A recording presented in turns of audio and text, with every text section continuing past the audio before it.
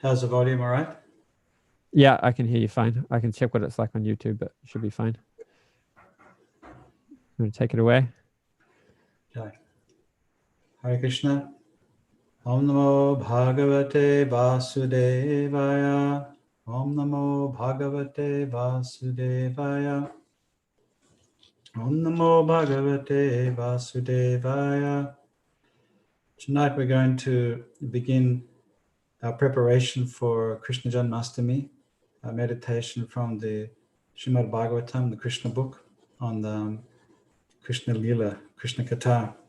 You probably noticed that on the Janmashtami day, it's very difficult to get through the whole Krishna book or the whole 10th canto of Srimad Bhagavatam. So we're getting a head start. We're a little bit handicapped and we need all the head start that we can get. This beginning to the 10th canto of the Bhagavatam is a really amazing section in the Bhagavatam. Of course, it's the smiling face of the Lord. And it's something that was Sukadeva Goswami was preparing Parikshit Maharaj and preparing the hearers of Srimad Bhagavatam for this, ultimate grand finale, if you like, of the revelation of Krishna in his Leela in Vrindavan, his Braja Leela, Boma Leela here in the material world. And to do that, he described, he described all the different incarnations and Manvantara avatars and the Leela avatars and the Purusha avatars and Guna avatars and all the great kings and the empowered devotees and their trials and tribulations and what the turmoils that they had to go through in the course of their bhakti to become pure and to ultimately to take full shelter and to demonstrate how to take full shelter of Krishna. And so at the beginning of the 10th canto, Parikshit Maharaj is speaking, Shridhar Jovachar, and he says, Katito Vamsa Vistaro Bhavata Soma Sudayoho. He says, my dear Lord, Shukadeva Goswami, you've elaborately described the dynasties of both the moon god and the sun god, with the exalted and wonderful character of their kings, Charitam Paramadbhutam. Is a very common turn of phrase in the Srimad Bhagavatam, Charitam and Parama Adbhutam, the exalted, extraordinary pastimes of, here it's the kings, because the kings are they're Kshatriya, means they're protecting society, and they're protecting society from irreligion. And therefore, Krishna says in the Gita that he's imam vivasvate yogam proktavan ahamavyayam vivashvan manave praha manurikshvakave pravid. That Krishna, he gave this transcendental knowledge of the Bhagavad Gita to the sun god Vivashvan. And Vivashvan gave it to Manu, and Manu gave it to Ikshvaku. And in this way, it was coming to us protected by the royal order, because they give protection in society, and ultimately they protect Dharma. And many of the great kings that we hear about in the Srimad Bhagavatam are referred to as Rajashis, Rajarishis. They're great kings and they're great rishis. And Parikshit Maharaj was described and glorified like that in the second canto of the Bhagavatam, where it says that he was, while being a great king, he was also an exalted devotee at the same time. And there are many, many other examples, Yudhisthira Maharaj and Rishabdev and so many other great examples in the Srimad Bhagavatam of great kings who were great devotees. So he's asked the question to Shukadeva Goswami, you've elaborately described these Parama Adbhutam Charitam of the dynasties of both the moon and the sun god. O best of the Munis, you have also described the descendants of Yadu, who were very pious and strictly adherent to religious principles. Now, if you will, kindly describe the wonderful, glorious activities of Lord Vishnu or Krishna, who appeared in that Yadu dynasty with Baladev, his plenary expansion. I mean, this is an incredible narrative, the Srimad Bhagavatam, and it's the same question pretty much that was asked right at the beginning of the Bhagavatam. To hit, well, the sages asked the same question. The sages asked a question to Sutta Goswami. They present their question to Sutta Goswami, and they're asking him that, Sutta Goswami, you're a very learned scholar. You know the Vedic literature. You're a realized personality. You have Vigyan as opposed to Gyan.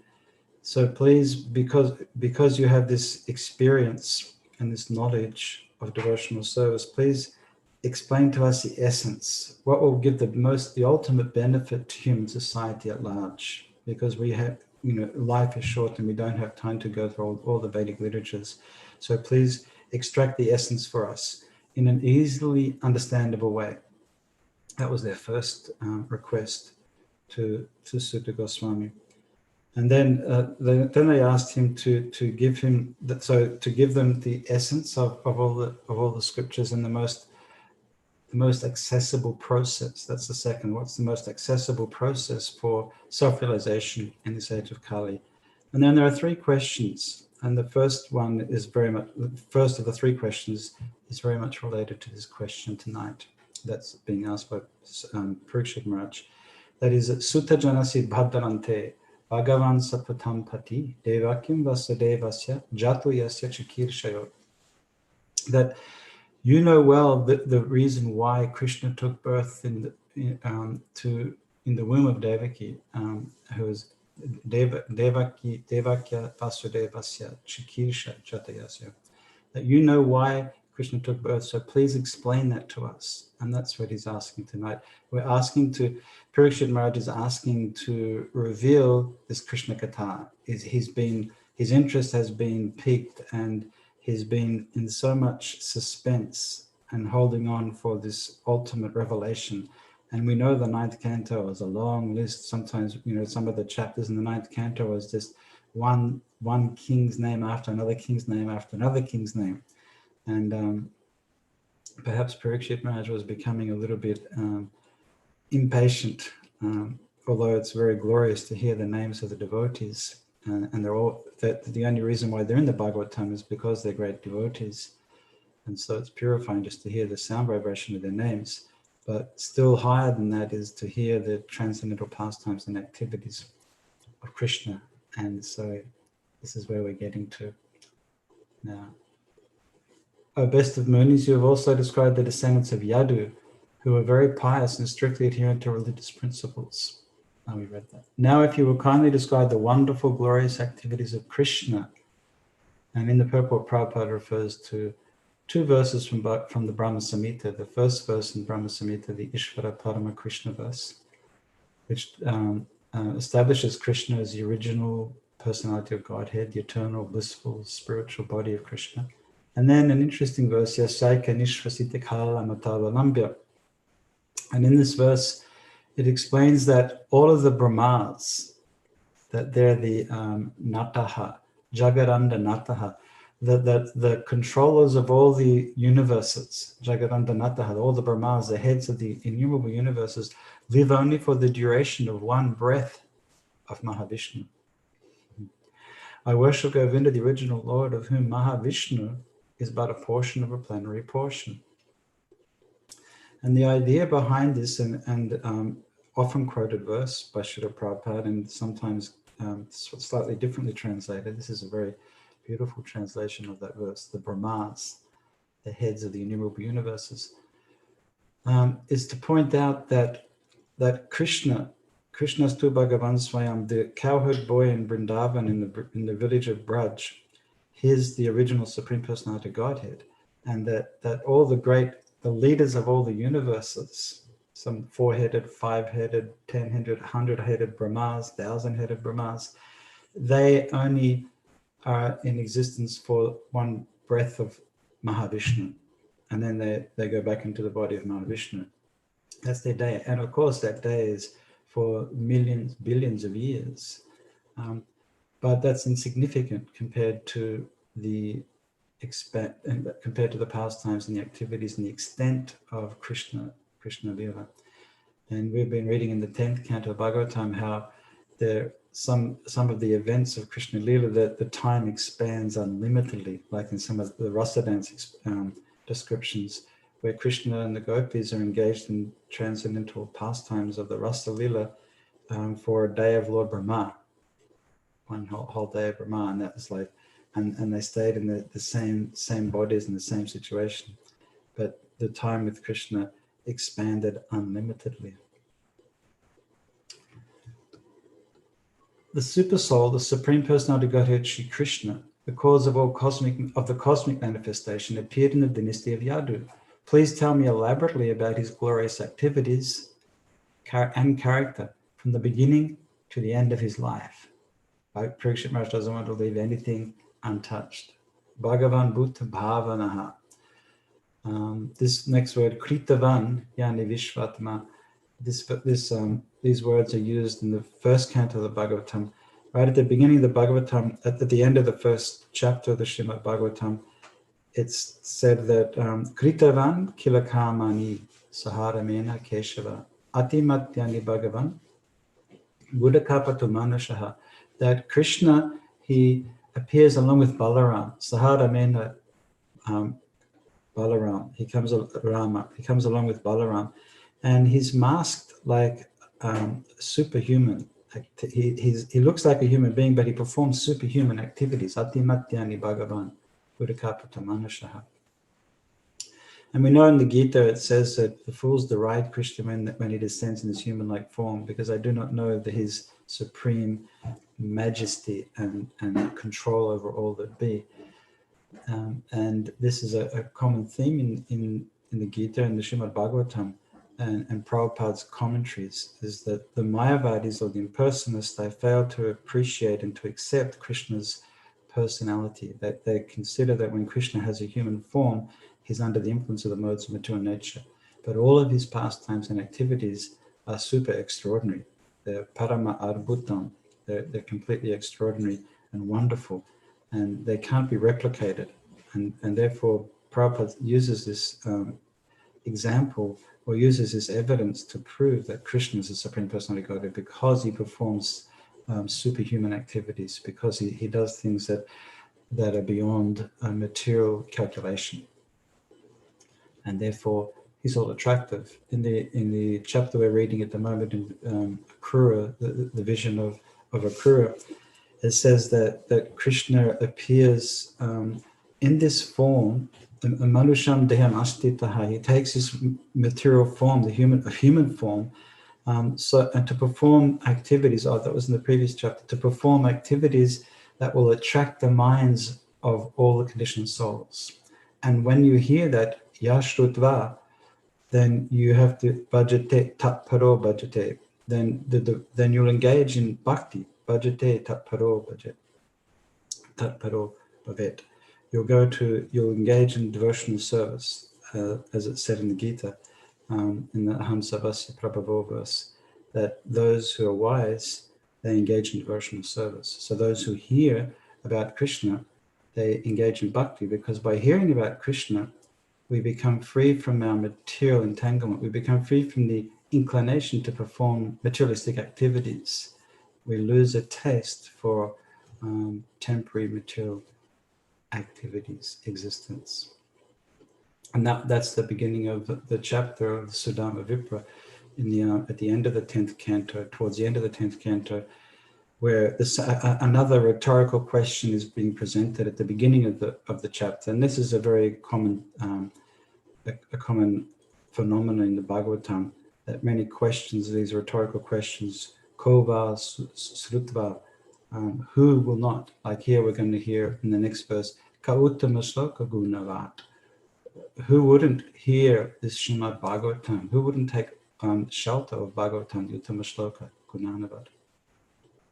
And in the beginning of that Sudama Vipra, it says that kono shutva sakha sarkit uttama shloka sat katha, that Krishna, who wouldn't, after hearing about Krishna, who is described by glorious verses, uttama shloka sat katha, who could give it up? Who could give up hearing about Krishna after having heard about Krishna? It says that those who understand the essence of life, Virameta Vishesh Agno, those who know the essence of life, they could never give up Krishna consciousness once they've heard it. Virameta Vishesh Agno. Those Vishana Kama Maganai, those who are completely disgusted with the materialistic activities, Kama Maganai, the path of karma, of lust, of enjoying the senses. Those who are finished with that and who know the essence of life and they've heard Uttama Shloka Satkata, they'll never go back to materialistic way of life. So this fourth verse is a famous verse in Bhagavatam, Nivrita Tashai Rupagiya Mahanat, Bhavoshara Srotamano Biramat, Ka Uttama Shloka Gunanavarat, Puman Vidajeta, Vina Pashugnat. Glorification of the Supreme Personality of Godhead is performed in the Parampara system. That is, it is conveyed from spiritual master to disciple. Such glorification is relished by those who are no longer interested in the false temporary glorification of this cosmic manifestation. Descriptions of the Lord are the right medicine for the conditioned soul undergoing repeated birth and death. Therefore, who will cease hearing such glorification of the Lord except the butcher or one who is killing his own self? This is a really long, it's a 5-page purport, an ecstatic purport that Srila Prabhupada has penned here and towards the end of his life here in this material world with us. These purports must have been in 1977, I guess, when he wrote this, or end of 76, 77, when he wrote this commentary, when he dictated this commentary. And he quotes a number of verses, as he does in all of his purports. He quotes a number of verses from Gita, from Puranas, from Bhagavatam, to establish the essential point that we should hear Krishna Katha is very simple, and it should be heard from those who are in disciplic succession. It's conveyed from the spiritual master to the disciple in Parampara system. And Prabhupada says, he quotes the Mata Parataram Nanyat verse, that Krishna is he's the truth, the superior, he's the supreme absolute truth. There's no truth beyond Krishna. Mata Parataram. He's completely beyond any other comparison of relative truth, is Krishna. And then Prabhupada quotes the Padma Purana verse that we should hear from devotees who are in good behavior, those who have good, who follow Vaishnava etiquette, and who are under the shelter of authority of the spiritual master, and who are engaged, who are regulating their lifestyle. We should hear from those devotees, and others we should not hear from, because that will destroy or that will minimize the position of Krishna, and it will affect our attraction and our attachment for Krishna. And the reason why is Prabhupada says that the butcher refers to here, it's not the butcher that we see, the mad butcher down in Queen Street or something. It's not that butcher that's referred to. The butcher here in the Bhagavatam, Pashugna, the one who's killing the animals, is one who's engaged in the Kamakanda activities. And the reason why they won't be attracted to hear the Uttama Shloka Gunana Varat is because they're attached to going to the heavenly planets. They're attached to making a comfortable material situation here in this world or in the next. As the proud Vedic Brahmanas who were, when they were approached by the cowherd boys on behalf of Krishna and Balaram, they ignored the cowherd boys and they denied themselves of the opportunity to engage in direct service to Krishna, because here they were sitting somewhere between Govardhan Hill and Mathura, and they were performing this yagya to go to the heavenly planets at the end of their birth. So they had the opportunity, the close proximity of Krishna. He was right in their village, but they couldn't take advantage of that because Bhogaishvarya Prasaktanam, Prabhupada quotes this verse. Those who are too attached to sense enjoyment and material opulence, they become bewildered by these things, and their resolute determination to do bhakti does not take place. And then Prabhupada quotes a beautiful verse from Narottam Das Thakur, who says that those engaged in material activities are willingly drinking poison, and therefore they will never develop a taste for Krishna because they're committing suicide. Those who are butchers or those who are intent on committing suicide. That is a Manusha Janama Paya, Radha Krishna Na Bhajiya, Jani Shuniya, Visha Kainu.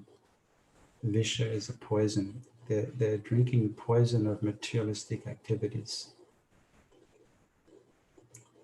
So this Krishna Katha, heard in disciplic succession from the liberated spiritual master, is what we're after, and that is the medicine for curing us of the bhavarog, the medicine of curing us of this repeated birth and death.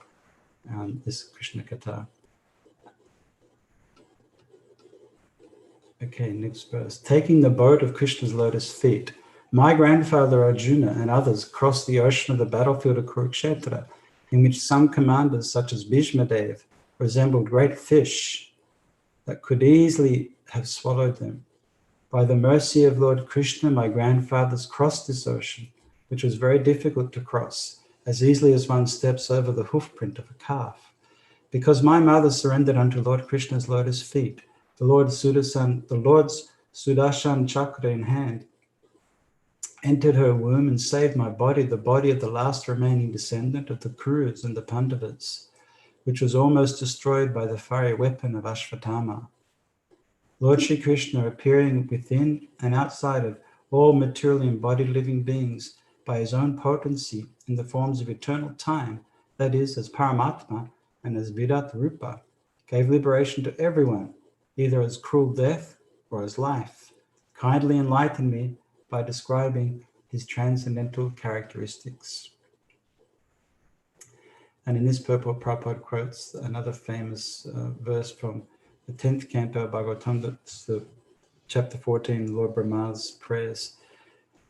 And Lord Brahma's, he quotes this,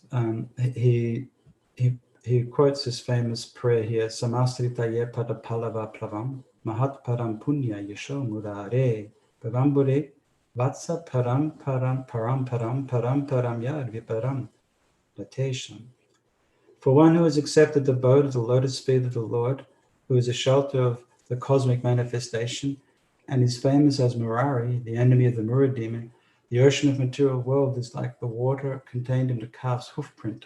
His goal is Param, or Vaikuntha, the place where there are no material miseries, not the place where there is danger at every step. One who seeks shelter at the lotus feet of Lord Krishna is immediately protected by the Lord, as the Lord promises in Bhagavad Gita 1866, Aham tvam savapapebhyo moksha ishami ma shuchaha. I shall deliver you from all sinful reactions. Do not fear. By taking shelter of Lord Krishna, one comes under the safest protection.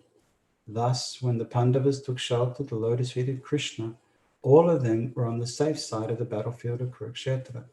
Parikshit Maharaj, therefore, felt obliged to think of Krishna in the last days of his life. This is the ideal result of Krishna consciousness. Ante Narayana Smritihi. If at the time of death one can remember Krishna, one's life is successful. Parikshit Maharaj, therefore, because of his many obligations to Krishna, intelligently decided to think of Krishna constantly during his last days of his life. Krishna had saved the Pandavas, Maharaj Parikshit's grandfathers, on the battlefield of Kurukshetra, and Krishna had saved Maharaj Parikshit himself when he was attacked by the Brahmastra of Ashvatthama. Krishna acted as a friend and worshipful deity of the Pandava family. Moreover, apart from Lord Krishna's personal contact with the Pandavas, Krishna is the supersoul of all living entities, and he gives everyone liberation, even if one is not a pure devotee. Kamsa, for example, was not at all a devotee, yet Krishna, after killing him, gave him salvation. Krishna consciousness is beneficial to everyone, whether one is a pure devotee or a non-devotee. This is the glory of Krishna consciousness. Considering this, who will not take shelter of the lotus feet of Krishna? Krishna is described in this verse as Maya Manusya, because he descends exactly like a human being, He is not obliged to come here like karmis or ordinary living beings. Rather, he appears by his own internal energy, sambhavam atmamayaya, just to show favor to the fallen conditioned souls. Krishna is always situated in his original position as Satchit Ananda Vigraha, and anyone who renders service to him is also situated in his original spiritual identity, Sarupena Vidastitihi. This is the highest perfection of human life. And my dear Shukadeva Goswami, you have already explained that Shankarshan, who belongs to the second quadruple, appeared as the son of Rohini named Balaram. If Balaram was not transferred from one body to another, how is it possible that he was first in the womb of Devaki and then in the womb of Rohini? Kindly explain this to me. Why did Krishna, the Supreme Personality of Godhead, leave the house of his father, Vasudeva, and transfer himself to the house of Nanda in Vrindavan? Where did the Lord, the master of the Yadu dynasty, live with his relatives? In Vrindavan. Lord Krishna lived both in Vrindavan and in Mathura. What did he do there? Why did he kill Kamsa, his mother's brother? Such killing is not at all sanctioned in the Shastras.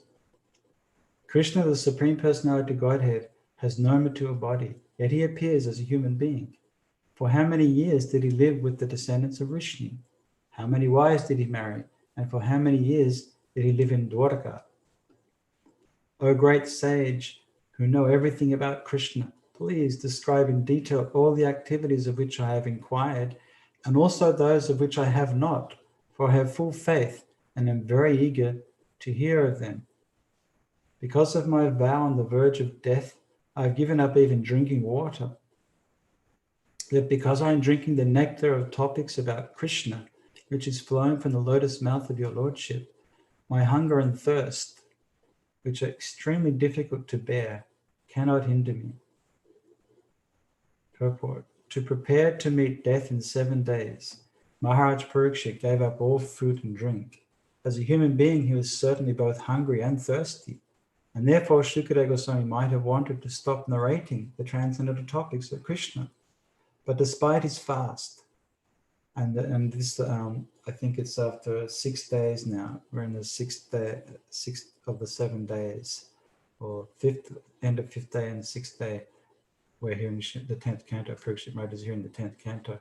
So he hasn't eaten and hasn't had anything to drink for 5 or 6 days. The hunger and thirst from my fast did not disturb me, he said. Once when I felt very thirsty, I went to the ashram of Shimika Muni to drink water, but the Muni did not supply it. I therefore wrapped a dead snake over his shoulder, and that is why I was cursed by the Brahmin boy. Now, however, I am quite fit. I am not at all disturbed by my hunger and thirst.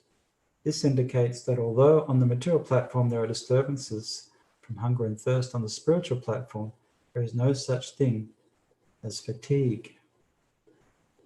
It's a very interesting point that when we become, and we've all experienced this, when we become absorbed in Krishna consciousness, then we forget about our material necessities. And sometimes that might not be a good thing for health reasons, etc. But that total absorption is something that we're aspiring for as devotees, and that's something my Prabhupada said. He gave this Jagannath Ratha Yatra. He said this on a number of occasions and about festivals, that he gave the Jagannath Ratha Yatra so that devotees could take the opportunity to spend 24 hours absorbed in Krishna consciousness.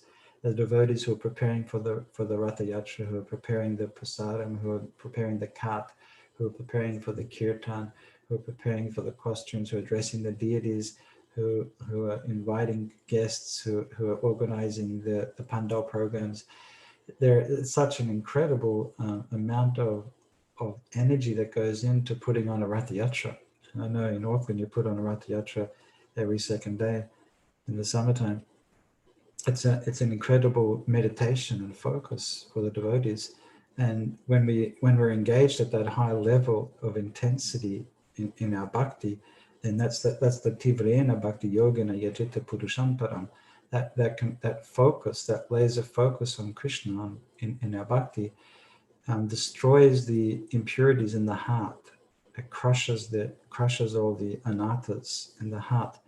and it also gives a taste for bhakti. So we get bhakti from bhakti. So the more we hear, the more we want to engage in devotional service. We get more and more. It's naturally pleasing. Manogyana hina Prabhu. It's pleasing to the mind and it's pleasing to the ear. To hear about the transcendent Yani Yani Gitani Tad Paratvanan Yani Yani Gitani, that Krishna's transcendental pastimes and activities are very attractive to hear constantly for the devotees. And Prabhupada quotes this verse here from Prahlad Maharaj, the 7th canto of Bhagavatam, Matina Krishne Parato Svatova, that Mitobi Padyata Griha Vratanam Aranta Gobi Vishatanta Misram Puna Puna Chabita Chavananam, the chewing the chewed. Those who are materialistic, whose senses are uncontrolled, they're too addicted to materialistic life, they make progress towards hell, hellish conditions, and they can continually, repeatedly chew that which has already been chewed. And their inclinations toward Krishna are never aroused, either by instructions of others, by their own efforts, or a combination of both. And Prabhupada says that at present moment, all of human society is engaged in the business of chewing the chewed. Punash chavita chavananam. People are prepared to undergo mrityu samsaravatmani, repeated birth and death for sense gratification. To stop this repetition of birth and death, Krishna Katha, or Krishna consciousness, is absolutely necessary. But unless one hears Krishna Katha from the realized soul like Shukadeva Goswami, one cannot relish the nectar of Krishna Katha, which puts an end to all material fatigue, and enjoy the blissful life of transcendental existence. In relation to Krishna consciousness movement, we actually see that those who have tasted the nectar of Krishna Katha lose all material desires, whereas those who cannot understand Krishna or Krishna Katha regard the Krishna conscious life as brainwashing and mind control. While the devotees enjoy spiritual bliss, the non-devotees are surprised that the devotees have forgotten material hankerings. Sutta Goswami says, O son of Brigu, Shanaka Rishi, after Sukadeva Goswami, the most respectable devotee, the son of Vyasadeva, heard the pious questions of Maharaj Parikshit, he thanked the king with great respect. Then he began to discourse on topics concerning Krishna, which are the remedy for all sufferings of this age of Kali. And the Sanskrit word is Kali Kalmashaganam, like in the beautiful verse from the Gopi Gita, that is Kalmashanashanam, that the transcendental pastimes of Tava Katamritam Tapta Jivanam Kavibidiritam Kalmashanashanam, that these pastimes of Krishna, they destroy all the inauspiciousness of Kali Kalmashagnam. They're destroyers they diminish the troubles of the age of Kali. To hear this Krishna Katha. And in this purport, Prabhupada quotes a verse from the 7th chapter, the 1st canto, that's Anato Pashanam Shakshat Bhakti Yoga Madokshaje, the material miseries of the living entity. And this is a really interesting turn of phrase here, which are superfluous to him. The miseries are superfluous. Anato Pashanam Shakshat can be directly mitigated by the linking process of devotional service, Bhakti Yoga Madokshaje. But the mass of people do not know this, and therefore the learned of Vyasadeva compiled the Vedic literature, Srimad Bhagavatam. People in general are unaware that the message of Srimad Bhagavatam can give all of human society relief from the pangs of Kali Yuga, Kali Kalmashagnam. Now Sukadeva Goswami says, O your Majesty, Parikshit Maharaj, best of all saintly kings, because, that is the Tavarajashi Sattama, because you are greatly attracted to topics of Vasudeva, it is certain that your intelligence is firmly fixed in spiritual understanding, which is the only true goal for humanity. Because that attraction is unceasing, it is certainly sublime. The Ganges, emanating from the toe of Lord Vishnu, purifies 3 worlds, the upper, middle, and lower planetary system. Similarly, when one asks questions about the pastimes and characteristics of Lord Vasudeva, Krishna, 3 varieties of men are purified: the speaker or preacher, he who inquires, and the people in general who listen. That is the potency of the Srimad Bhagavatam. The Ganges purifies the 3 worlds, and the Srimad Bhagavatam purifies 3 listeners. 3 types of people are purified: the preacher, the inquirer, and those people in general who hear. Once, when Mother Earth was overburdened by hundreds of thousands of military phalanxes of various conceited demons dressed like kings, she approached Lord Brahma for relief. So now this is the beginning of the 10th canto description of Krishna Lila, and the beautiful painting of this, BBT painting of this in the 10th canto. Mother Earth assumed the form of a cow, very much distressed. With tears in her eyes, she appeared before Lord Brahma and told him about her misfortune.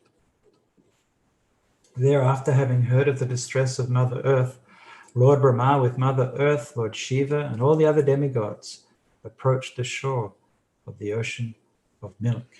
This is Shweta Dvipa. After reaching the shore of the ocean of milk, the demigods worshipped the Supreme Personality Godhead, Lord Vishnu, the master of the whole universe, the supreme God of all gods, who provides for everyone and diminishes everyone's suffering. With great attention, they worship Lord Vishnu, who lies on the ocean milk, by reciting the Vedic mantras known as the Purusha Sukta.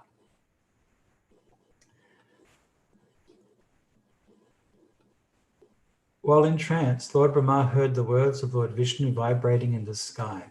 Thus he told the demigods, "O demigods, hear from me the order of Kshirodakshaya Vishnu." This is Lord Brahma. Vishnu, the Supreme Person, and executed attentively without delay. Lord Brahma informed the demigods, "Before we submitted our petition to the Lord, he was already aware of the distress on earth.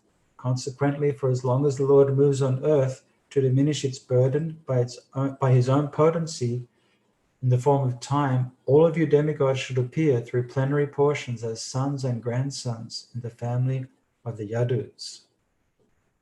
What an incredible introduction to the whole Leela of Krishna, to the narrative. I mean, every good narrative has the setting, this scene setting, and this is what is going to be such an exciting adventure for Krishna to come into his material world, and he makes sure everything's prepared for that, and all these exalted personalities will take birth in all different places, not just in Vrindavan, but all over Brajdam and everywhere in the material world. The demigods will appear just as they appeared in the pastimes of Chaitanya Mahaprabhu, and not just in Navadvip, but they appeared in all different places. Lord Nityananda appeared in Radhadesh, in the Ekachakradam, and many of the Lord's associates appeared in Bangladesh, which is East Bengal, which is part of India, and it was very, very on the banks of the Padma River. The Padma River is it's like an ocean river.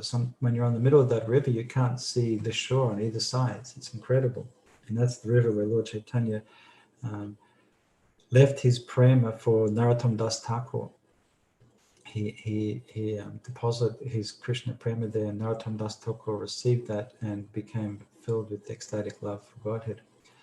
So devotees appear in the material world as kind of advanced party for the appearance of Krishna, and make all sorts of incredible arrangements for the Lord, for his cooking, for his shelter, for his transportation, for his entertainment, for everything that the Lord will require in the spiritual world is here in the material world, and a replica here in the material world. And then Prabhupada quotes the verse from Brahma Samhita, Ramadi Murte Shakala Niyamena Tishtan Nanavataram Akaror Bhuvane Shukintu Krishna Swayam Samabhavat Paramaha Pumanyo Govinda Madi Purusham Tamaham Bhajami. I worship the Supreme Personality Godhead Govinda, who is always situated in various incarnations such as Rama, Narasimha, and many sub-incarnations as well, but who is the original personality of Godhead known as Krishna, and who incarnates personally also with his entourage.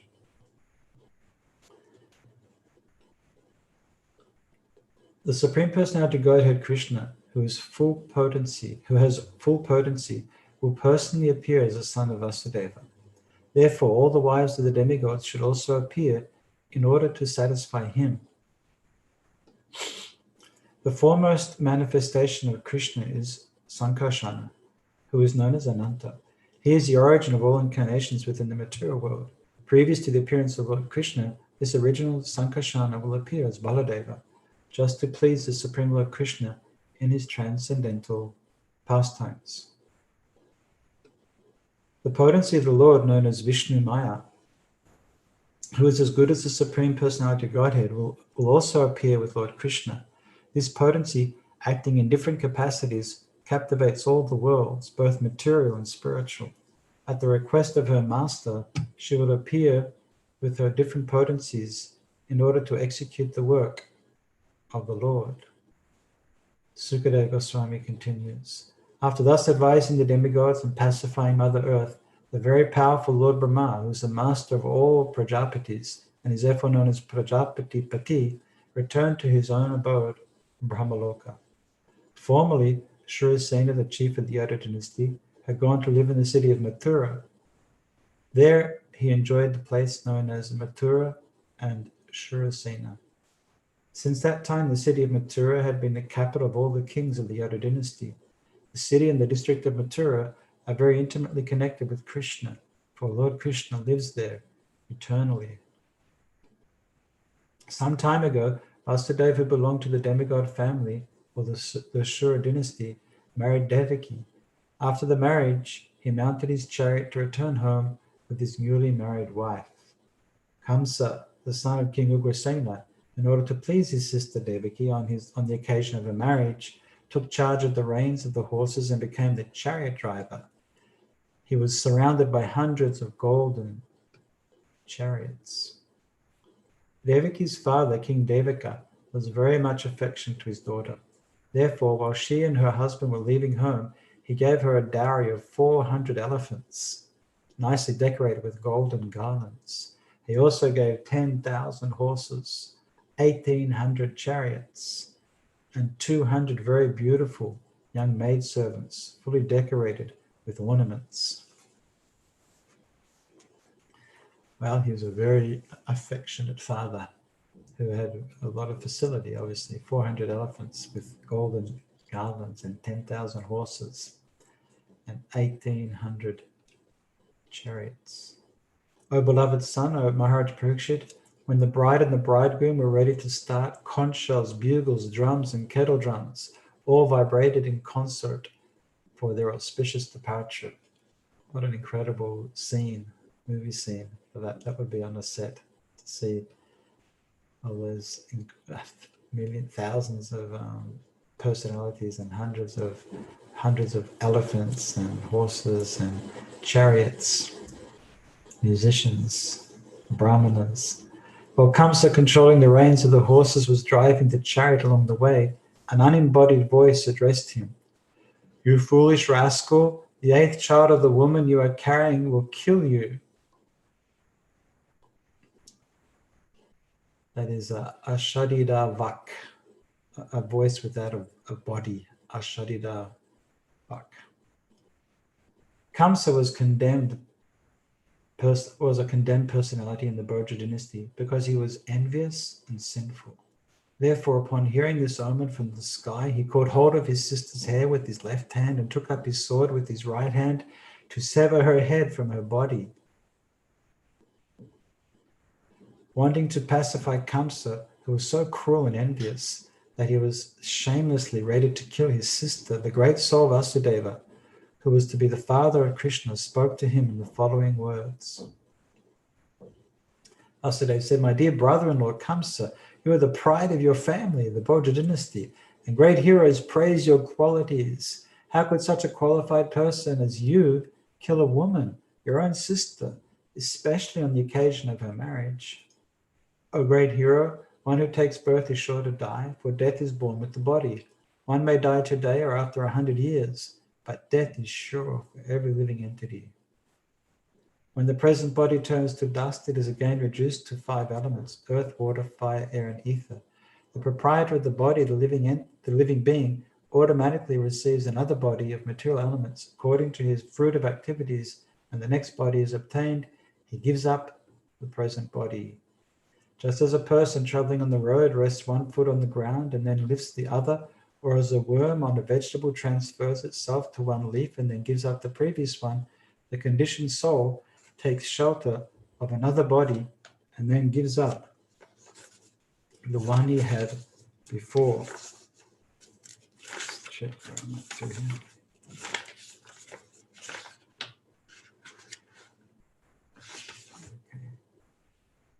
Having experienced a situation by being or hearing about it, one contemplates and speculates upon that situation, and thus one surrenders to it, not considering his present body. Similarly, by mental adjustment, one dreams at night of living under certain different circumstances in different bodies and forgets his actual position. Under the same process, one gives up his present body and accepts another. And Vasudeva continues to preach in a very rational and a very logical way, and a very contained way, and therefore Kamsa has second thought. So, best of the Kuru dynasty, Kamsa was fearlessly cruel and was actually a follower of the Rakshasas. Therefore, he could neither be pacified nor terrified by the good instructions given by Vasudeva. He did not care about the results of the sinful activities, either in this life or the next. When Vasudeva saw that Kamsa was determined to kill his sister Devaki, he thought to himself very deeply, considering the imminent danger of death. He thought of another plan to stop Kamsa. As long as he has intelligence and bodily strength, an intelligent person must try to avoid death. This is a duty of every embodied person. But if death cannot be avoided in spite of one's endeavors, a person facing death commits no offense. Vasudeva considered, by delivering all my sons to Kamsa, who is death personified, I shall save the life of Devaki. Perhaps Kamsa will die before my sons take birth, or since he is already destined to die at the hands of my son, one of my sons may kill him. For the time being, let my promise to hand over my sons so that Kamsa will give up his immediate threat, and if in due course of time Kamsa dies, I shall have nothing to fear.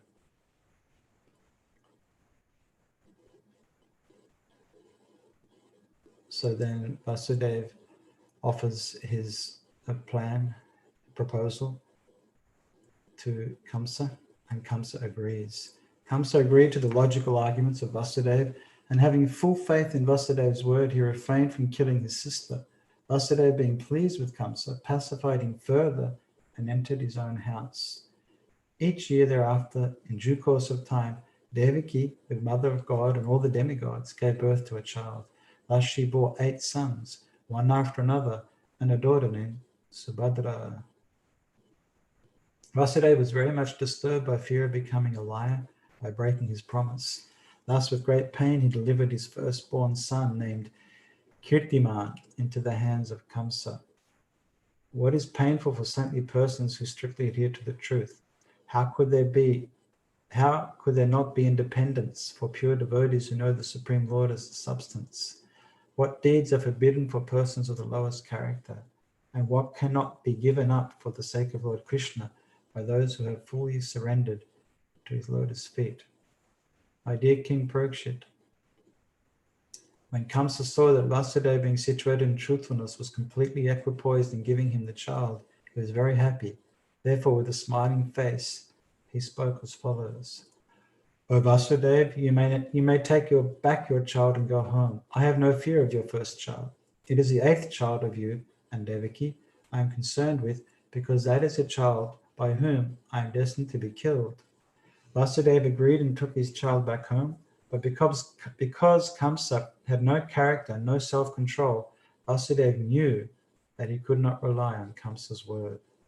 The inhabitants of Vrindavan, headed by Nanda Maharaj and including his associate cowherd men and their wives, were none but denizens of the heavenly planets, O Maharaj Parikshit, best of the descendants of Bharata.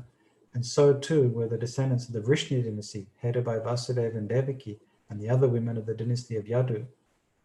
The friends, relatives, and well-wishers of both Nanda Maharaj and Vasudeva, and even those who externally appeared to be followers of Kamsa, were all demigods. And that's so with Akrura that we're reading at the moment. And Akrura has this amazing meditation on Krishna. When Kamsa calls for Akrura to send and orders him to go to get Krishna to bring him to Mathura, he provides him with a brand new chariot. And the Acharyas explained that the reason why it's a new chariot is it was to entice Akrura, to make sure that Akrura would follow through with the order that he's going to take this brand new chariot from Mathura to Vrindavan, and also that Krishna would be sitting on a brand new chariot that hadn't been used by Kamsa and his sinful activities and sinful personalities, associates, so that it was a brand new offering for Krishna. And then Akrura was having this vision of Krishna and Balaram when he would get there, and everything that he was envisioning, that he was meditating upon, it seemed to unfold as he got to Vrindavan, and he was greeted by Krishna and Balaram and Nanda Maharaj, and he rolled in the dust and the dham, and he was taken by Balaram. Balaram put out his hand and took Akrura, his uncle, into the home, seated him, offered him lamps and massaged his feet and offered him kind words and inquired about the residents of Mathura, particularly their uncle, Kamsa. And in this way, Akrura could understand. Akrura knew that he wouldn't be in any way sided with Kamsa, even though he was there on Kamsa's business. That Krishna would accept him as a pure devotee, and that he was doing devotional service by bringing him to Mathura and participating in the transcendental pastimes and activities. Once the great saint Narada approached Kamsa and informed him how the demoniac persons who were a great burden on the earth were going to be killed. Thus Kamsa was placed into great fear and doubt. After the departure of the great saint Narada, Kamsa thought that all the members of the Yadu dynasty were demigods, and that any of the children born from the womb of Devaki might be Vishnu. Fearing his death, Kamsa arrested Vasudeva and Devaki and chained them with iron shackles. Suspecting each of the children to be Vishnu, Kamsa killed them one after another because of the prophecy that Vishnu would kill him. Kings greedy for sense gratification on this earth almost always kill their enemies indiscriminately. To satisfy their own whims, they may kill anyone, even their mothers, fathers, brothers, or friends. In his previous birth, Kamsa had been a great demon named Kalanemi and had been killed by Vishnu. Upon learning this information from Narada, Kamsa became envious of everyone connected with the Yadu dynasty. Kamsa, the most powerful son of Ugrasena, even imprisoned his own father, the king of the Yadu, Bhoja, and Andaka dynasties, and personally ruled the states known as Shurasena. And then this chapter, like a couple of other chapters, a chapter in the 4th canto has additional notes, and the additional notes go for pages and pages. Thus then the Bhaktivedanta purports of the 10th canto, 1st chapter, Srimad Bhagavatam, entitled The Advent of Lord Krishna, Introduction. And the next chapter is the prayers by the demigods for Lord Krishna in the womb. So we'll finish there tonight.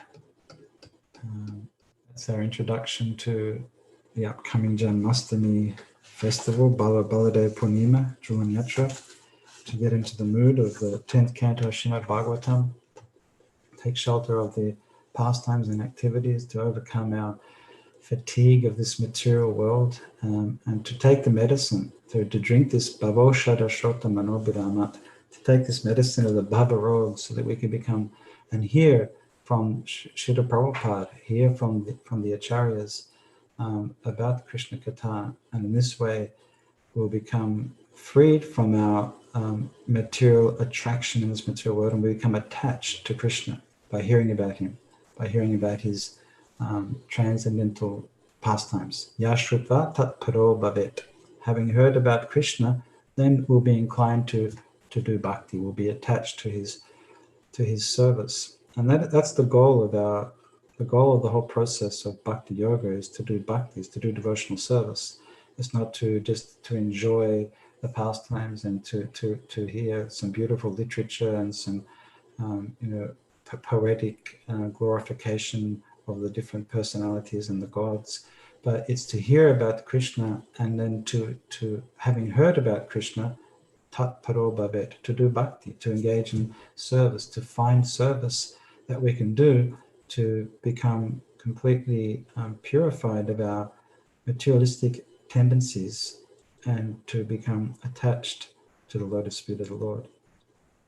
And that's one of the discussions we've been having recently with the devotees who are organizing the China mission. What is the purpose of Bhakti Shastri? Why do we do Bhakti Shastri at all in the first place? And one of the conclusions that we've come to, and we started to formulate or articulate, is that the purpose of Bhakti Shastri is to gain Dibya Gyan, not to gain Gyan. And that Dibya Gyan is realized knowledge, and that realized knowledge manifests in the form of bhakti, of devotional service. It's not armchair philosophy. And in the beginning of the Bhagavatam, Prabhupada says in the second canto of the Bhagavatam that theoretical knowledge is not good enough. We need to do practical. We need something practical, and therefore devotional deity worship is very important because it's practical. It's a practical application of the philosophy. So we're looking for practical engagement. Excuse me, practical engagement for the senses. And that is our whole process of bhakti, is to practically engage the eyes, the tongue, the nose, the ears, the skin, the legs, the arms, everything in devotional service. And that is the goal of our Bhakti Shastri. That's why we study Bhagavad Gita, that's why we study and hear Srimad Bhagavatam, is become purified, and that is the beginning of devotional service. It says in that famous verse in the fourth canto of the Bhagavatam, Satam prasangam mama vidya samvido, that real devotion and devotional service begins after hearing about Krishna, because we become convinced, we understand who is Krishna, who are we, what is our relationship with Krishna, and in that relationship we understand that we are subservient and we take shelter there. That is our shelter. So seva is the goal of our studies. Okay, we'll finish there. We've got a question on YouTube, actually. Sure. Fire away. It's Sita Trivikrama Sumuki. Could it be said conversely that one who does go back to material life never really heard about Krishna? Yeah, good question, Trivikrama or Sumuki, or a combination of the two. It could be said that they never heard. They heard about Krishna, but they filtered what they heard about Krishna, and we filter what we hear and receive. We're always filtering knowledge, what we receive through our material senses, or through our material mind and our concepts and our things that we hold dear to us and that we don't want to let go of, and those things interfere with the real message of the Uttama Shloka. Or that we hear from people who have material, are tinged with material designations as well, who have material concepts and who don't have fully realized. Like if we hear Krishna Katha from Srila Prabhupada, from the acharyas, from the authorities, then it has the full potency to act. But if we hear from outside sources, if we become attracted to go to this Bhagavat Saptaha, if we become attracted to hear this beautiful Lila Katha here, or this performance here that is not coming in Parampara, then it won't have the same potency. And therefore, Prabhupada says that they do the same activities. They go in here in these big pandals, and there's tens of thousands of people that will go to them, but their character doesn't change. And the elderly Mahavishnu Swami, he said many times he was a great Bhagavatam reciter and a great Bhagavata himself, living Bhagavata. And he said, if you read Bhagavatam, if you hear Srimad Bhagavatam and your character doesn't change, then your reading is useless. You may as well go and do something practical, go and get a job or something. But if you're hearing Srimad Bhagavatam, and you don't change your sadachar, you don't change your the way you act and the way you think and the way you interact, then the Bhagavatam is not having the effect. The potency is there, but we're filtering that potency. We haven't become completely disgusted with material activities. Vishana kama maganai. Can we hear any response from them? Oh, they're on YouTube. They're on YouTube, yeah. They might have even gone to bed. Samaki goes to bed quite early. Okay. I'll let her know that we answered, so she can make sure she tunes in. Okay, Juniper. All right, cool. We'll end it here.